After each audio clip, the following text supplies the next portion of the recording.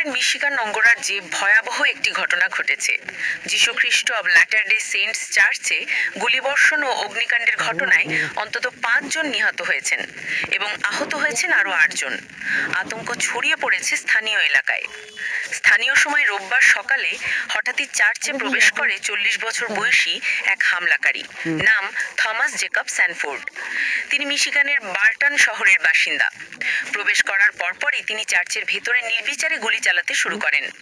এই গুলিবর্ষণে ঘটনাস্থলেই 4 জন প্রাণ হারান, আরও 8 জন গুরুতর আহত হয়ে মাটিতে লুটিয়ে পড়েন। পুরো চার্চ জুড়ে তখন হাহাকার ও আতঙ্ক ছড়িয়ে পড়ে। জরুরি ফোন কল পাওয়ার মাত্র 8 মিনিটের মধ্যেই পুলিশ ঘটনাস্থলে পৌঁছে যায়। গ্র্যান্ড ব্ল্যাঙ্ক টাউনশিপের পুলিশ প্রধান উইলিয়াম রানিয়ে জানান, অভিযানের সময় হামলাকারী স্যানফোর্ড পুলিশের সঙ্গে গোলাগুলিতে নিহত হয়। এরপর দ্রুত আহতদের স্থানীয় হাসপাতালে নিয়ে যাওয়া হয়। অনেকের অবস্থা আশঙ্কাজনক বলে জানিয়েছেন চিকিৎসকরা। গুলিবর্ষণের পাশাপাশি চার্চ ভবনে আগুনও লেগে যায়। দমকল বাহিনী দ্রুত ঘটনাস্থলে পৌঁছে আগুন নিয়ন্ত্রণে আনে। তবে ভবনের একটি বড় অংশ মারাত্মকভাবে ক্ষতিগ্রস্ত হয়েছে। চার্চের ভেতরের মূল্যবান সামগ্রীও পুড়ে গেছে। পুলিশ এখনো নিশ্চিত করতে পারেনি কেন স্যানফোর্ড এ হামলা চালিয়েছে।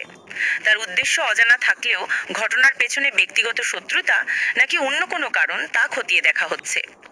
এই ঘটনায় স্থানীয় জনগণ চরম আতঙ্কে রয়েছে এবং পুরো এলাকায় শোকের ছায়া নেমে এসেছে। তদন্ত শেষ না হওয়া পর্যন্ত চার্চটি বন্ধ রাখা হবে বলে জানিয়েছে প্রশাসন। যুক্তরাষ্ট্রের মিশিগানের এই ভয়াবহ হামলা ও অগ্নিকাণ্ড আবারও প্রমাণ করল জননিরাপত্তা নিয়ে বড় ধরনের উদ্বেগ রয়ে গেছে। নিহতদের পরিবারকে সমবেদনা জানাচ্ছে পুরো দেশ, আর আহতদের দ্রুত সুস্থতার প্রার্থনা করছে স্থানীয়রা।